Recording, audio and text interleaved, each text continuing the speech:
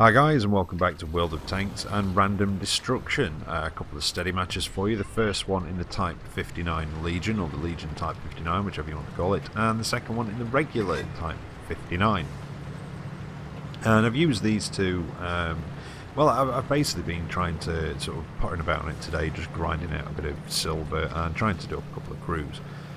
One for my Chinese, because I'd like to go down the Chinese TD line. And I've not started that yet.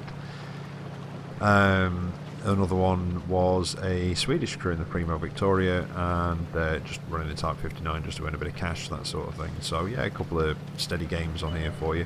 The reason I've chosen these two, the Legion 59 and the Type 59, is I got asked recently whether the Legion 59 was worth it, because obviously with China winning Tank Madness, the Legion 59, some people got it for free, other people had the opportunity to buy it for quite cheap, about 5,000 gold, and considering its listed price in the Tankopedia is about 9,800 if I recall correctly. For 5,000 gold I would say yeah, it's worth it. And somebody asked me, because it was on my old review of this, and I wasn't particularly taken by it when it first came out. I felt that they'd just taken a Type 59 and ruined it. Since then it has grown on me.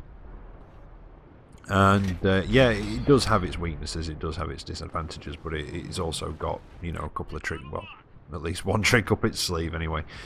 But I mean, it's essentially, it's a Type 59 hull with a pattern turret stuck on top, and I think a 90mm, so it has grown on me. It's got very good gun handling. The reticle seems to settle down quite quickly. Once you know, even when you've been moving and moving your turrets around and what have you, and even after firing, it does settle down quite nicely and quite quickly. So it does seem to have quite decent gun handling. However, I can't help but feel, playing it now recently, that it has been subject to a bit of power creep, possibly. It does see up to tier 10. I mean, you're not going to earn tons of cash in it. It's not a cash earner, but it's a very good crew trainer, and it's a dual crew trainer. It will train Chinese and American crews. Yeah, I'm sure it will. I just feel like I've got that wrong now, but I'm pretty damn sure it does. But anyway, yeah, it is a dual crew trainer. I've just had a complete brain fart, but anyway. So yeah, you know, it is good for training crews. I think it's something like it has no silver bonus whatsoever, but I think it's something like a 30% XP bonus, and then a 25% crew XP bonus on top of that. And I will just check to make sure I have got that right. And yeah, no, I haven't got that right. I've got that wrong. 35% XP bonus and a 20% crew XP bonus, but no silver bonus. So you're not going to earn wads of silver in it, but you are going to be able to train your crews up quite nicely in it. And you know, it's a very capable sort of support medium. But I think the power creep aspect of it, I mean, it's one of those. Not everybody's going to enjoy it. One of the reasons not everybody will enjoy it is because of the great bloody tumor machine gun, cupola, mini turret, whatever you want to call it, on top of the turret, which is a bit of a weak spot. But the turret on the whole isn't too bad. Obviously the hull is all right as well. It's a Type 59 hull. We know they're not bad. You know, they're not outstanding, not the most heavily armored thing, but they're quite, you know, capable. And this is quite a capable supporting medium. Now, something that I have noticed as well playing it today, it gets its turret ring damaged a hell of a lot. Nearly every match I've been in it, I've had my turret ring damaged or broken at some point. So that is something to keep an eye on. But yeah, its gun handling is the main thing. It is quite nice, but it's the power creep aspect, as I was saying, I got sidetracked, is more to do with the pen. It's got a decent rate of fire, but the pen is a little bit low. I mean, it's 190, and I was kind of complaining about the King Dragon Type 59, whatever it is, about the pen on that originally, and obviously that's now changed. So yeah, 190. It does feel a bit low because it sees tier 10. You have got some heat rounds to fall back on if need be. But I mean, one of the main things people say about the tech tree Pershing is that at 190 its gun is a little bit weak, pen wise, considering it's got to see tier 10, and that's probably my main aspect with this. The machine gun cupola thing, you know, you can get used to. It's on the Chieftain T95, it's on the T95E2, it's on the patterns, obviously, and it's on this, so that's something you can deal with and get used to. But that pen, I think, is my major gripe. It could just do with a bit of a buff, possibly, to the pen, mostly for the high tier matches, but then it's sort of balancing it out, because then it might be a bit too much for the low tier, but I don't know. But yeah, for about 5,000 gold, I would have said it was worth it. And as I said, you know, since my original review, it has grown on me quite a bit. But yeah, just a nice bit of a steady round in it. You saw a decent amount of XP. Not an overly bad amount of silver, but not great compared to other premiums, obviously, because that's what they're there for. But if you're wanting a sort of a dedicated crew trainer, then yeah, it's definitely good at that. So, on to the next match. The regular Type 59. Not taking this out for a bit, I don't think. And again, not a bad match, not a great match, but it was quite fun, and hopefully you'll enjoy watching it at least. And I don't know, I've not actually played the Dragon 59 since it received its buff to its gun. You know, they changed the gun on it. I don't have it myself.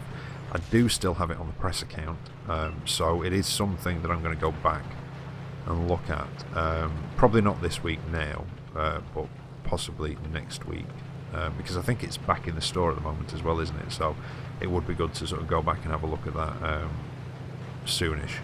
So I mean, I may try and get it. I may try and squeeze it in tomorrow. I've got something else planned for tomorrow, but I may try and squeeze it in tomorrow. But if not, I'll try and get it out sort of Monday or over the weekend or something like that. Like I say, with it being back in the store and with it having a different gun, because I don't know. I didn't like the Dragon 59, and one of the things that people said on the review of that, and I know I'm not really talking much about the gameplay here, but it's sort of a few bits. One of the things that people said on the review about it, and I can't even think what it was now. Oh, that was it. Yeah, brain fart again.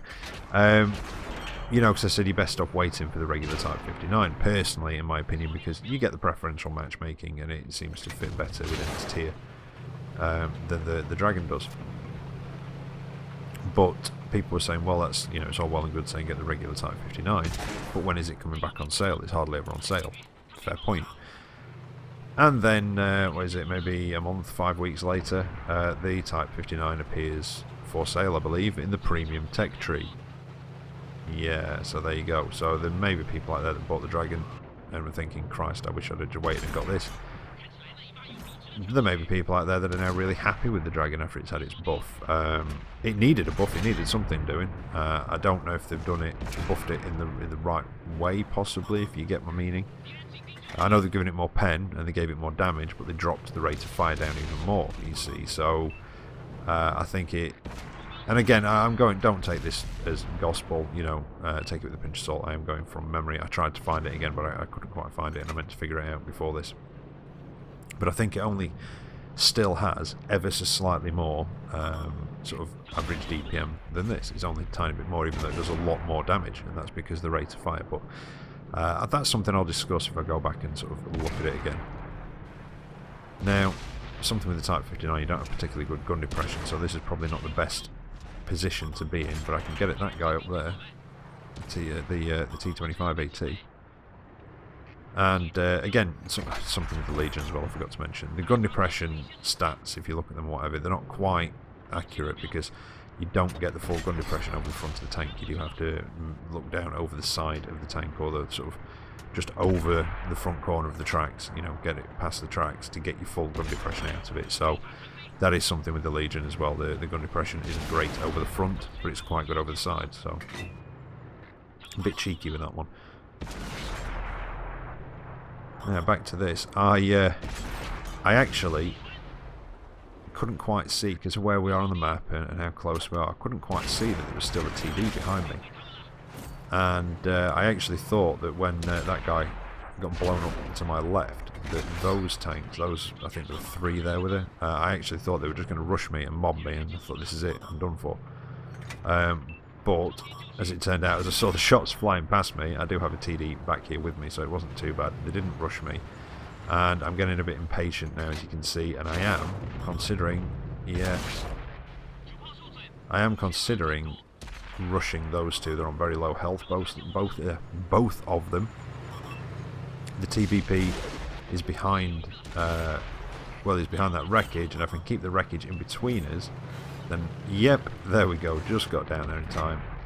Try and get the TBP, and boom, there you go. I knew it kind of didn't really matter too much where I hit him, because they are, well, paper tanks. They're really bad armour. But I needed to get away from that position, because I was kind of behind that wreckage of the ally, which was keeping me safe to the left, but there were people putting shots in from over in this direction, because I took a nasty one. So I needed to get down here, and I'm going to try and set up for a side scrape against that guy. I do have a damaged gun though, which is not great for my accuracy. That's going to be a dodgy one, and yeah, it went under the wreckage gun, but it did go wide anyway. But I need to get myself in a better position. Try and shoot at them. That's when the ISU 130 pops up. I try and go for the side scrape again, and I think I've got the right angle, but I must not have had, or he's moved out a bit further, or I just over-angled against him. But yeah, I thought I got the right angle, obviously not, and he managed to take me down, unfortunately. But there you go. Again, not a bad match, not a great match. I'm happy with the XP, although I think I did get a bit from ops there. 2,500 damage and you know, a little bit of assisted as well, but I still came top of the table, so happy with that one. Anyway, there you go, a couple of Type 59s in various different, well, 2 different variations of anyway, at least. I hope you've enjoyed that one. I shall be back tomorrow with another video for you, and hopefully you'll be able to enjoy this lovely sunny day if you're in the UK that we're having.